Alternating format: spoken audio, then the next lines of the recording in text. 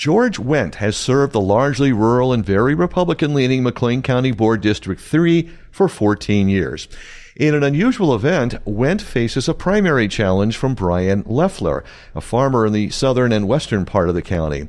In this interview with WGLT's Charlie Schlenker, George Wendt talks about why he wanted another term. We're in a situation right now where we're tied, Republicans and Democrats, on a tied board. And with my experience in the past, I think it's a good idea to have somebody that's had a lot of experience with the board to remain. And so that's why I've decided to run again. I may be old, but boy, I've had a lot of experience. Well, you're 83?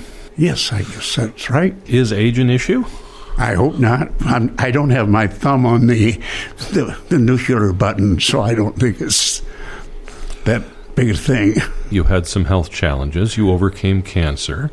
How is your health? Well, today, my doctors say I'm a miracle because I'm back to about the same as most people my age. All my records come back right in the middle of what you should be. And I'm very fortunate there. In your time on the board, what do you count as your most significant achievements? Well, I have personally worked hard to keep our tax rate the same. And it is the same as when I first went on the board. And when I first went on the board, I got to looking at the budget. And this one year in particular, we had an increase in our income by $1.1 million. And as I'm looking at the budget, they're proposing to spend $1.4 million. Well, I tried to get that changed because I thought, since we had a $1.1 million increase, we should be able to do that without spending $1.4 million. And nobody listened to me, and so I wrote a letter to the editor and explained all of this. And I'll be darned if they didn't call all the committees back and they found that $350,000 that we needed to reduce the budget so that we didn't have to raise the rate. Then every year after that, whenever the budget would come up and it was where we were going to have to raise the rate, the first thing I'd ask the administrator, how much do we have to reduce the budget so we don't have to raise the rate? And this went on for several years. You're a noted fiscal hawk. You have all this experience you've cited. You are known as a rock-ribbed conservative Republican. Why do you think you're getting a primary opponent at this point?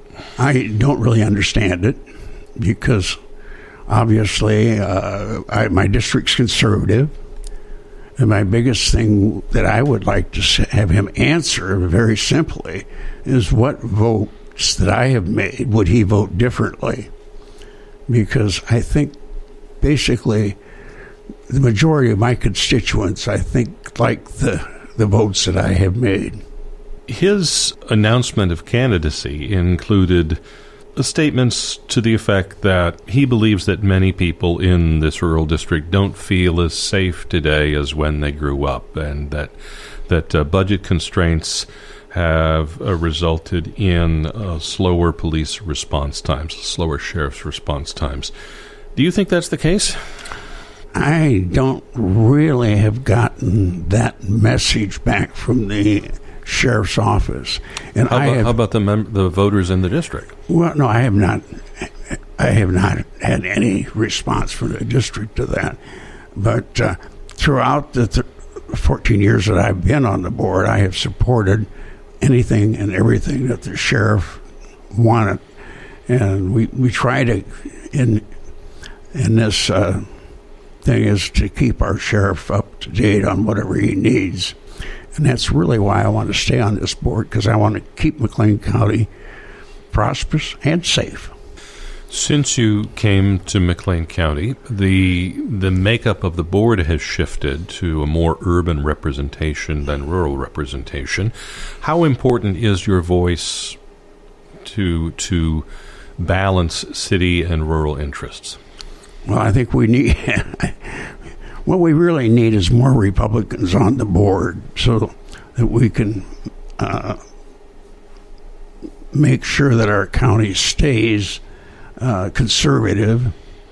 Whenever the Democrats have gotten control of any county or if you notice any city, things get really kind of very liberal and they spend an awful lot of money, and most of the areas that the Democrats are in charge of are in financial difficulties.